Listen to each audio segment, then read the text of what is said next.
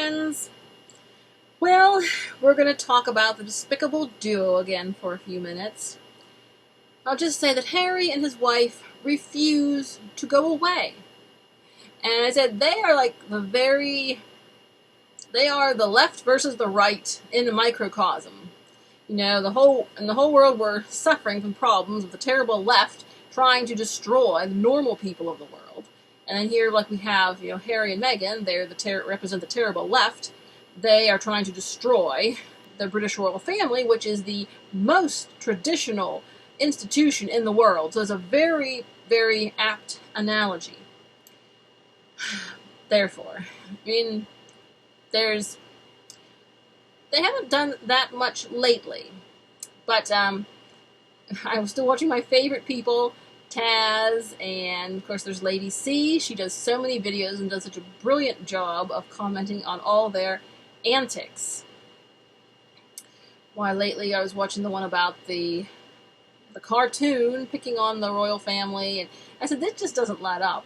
And not too long ago there was a ridiculous movie. It looked really goofy. But like I said, anything with royalty on it makes money.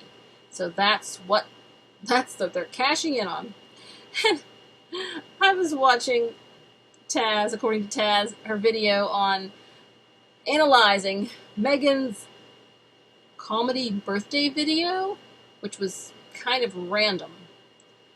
And she pointed out how there were stacks of her books on the table. I'm like, I didn't even know what those were. I thought they were like baskets or something. Like a basket with little slats on the side. And she was just pointing out the hypocrisy and the fakery. I mean, what's the point of doing that? And how she was copying off of Nelson Mandela and Barack Obama and everything. So I said, they're not going to go away anytime soon, because that's their fun. They get their kicks out of insulting the royal family, trying to get on the front pages, and making all the rest of us angry and buzz about them. That's their happiness in life. I said, well, one thing, Meghan was just very lucky that she found such a willing victim. A prince that was ready to run away with her to the ends of the earth, and that's apparently what happened. And like I said, Taz is so good. She said, Meghan turned Harry from a prince into a court jester. That's so good. It's so good. But the thing is with them, they're so fake. And they want to act like they are the greatest humanitarians in the world. They act like they're kings and queens, and they're just so totally unrelatable. Like I said, they can't stand their families. They're very mean to their families. Most people love their families, so they're not relatable on that level.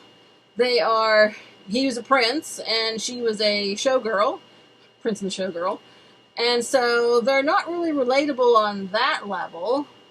They even say there's speculation that the kids aren't real, so, very interesting. Very interesting. So there's all kind of, they like to start these rumors because they want everybody to buzz about them. And I said, of course, as time goes on, there's less and less reason to buzz about them. But they're just trying desperately to remain relevant. Anytime they're bored or think, I haven't got my name in the papers lately, I'll just insult somebody in the royal family and that will get me out there. They want to keep telling their story over and over and over again and willing to bet that the story is going to change. I said also that's why they have to try to get into American politics, because they're not very good actors. And so American politics will help keep them in the limelight. So I don't really think that Meghan is a serious candidate, someone that's competent, but I think she would throw her hat in the ring just for the publicity, just for all the free publicity it gets her. So I would bet, you want to bet, that she's going to start running for president here, coming pretty soon. Maybe 2024, 2028. Maybe she'll run for president every 4 years just to get her name in the magazine. Because after all, I said, milking the royal family is not going to last forever. She's going to have to try to milk the American political system to get her name out there. So she's a very clever social climber. I suppose all social climbers could take lessons from her, but we hope there are not that many of them out there, but we know there are.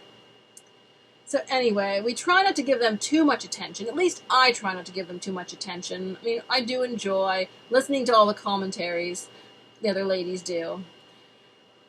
But, like I said, my channel here, we primarily want to be more of a commentator and inspiration, inspire people with ideas and hope in the political sphere. We don't want to really dwell on Harry and Meghan, Harry and his wife, too much, because they're pretty irrelevant. We're just sort of waiting for them to get their comeuppance. See, just like any Democrat, they do not notice whenever they're disliked. They just completely ignore it. They never try to improve. They just think they're perfect constantly. And they just have unbridled conceit. Unbridled conceit. And that's the way they live their life every day. So, it's just audacious. And and they're lucky they live in this age of social media, because that keeps them famous. If they lived back in medieval times, they'd have to spread their fame by donkey riders or something. They have to send their messages around town criers. So it'd be so much harder to stay in the news. But these days, with social media, it has no mercy on the public. So we can say, please stop, please take your privacy and go. But really, they have no intention of doing that. So I think we can expect them to be with us for the rest of their lives in the news as much as they can be.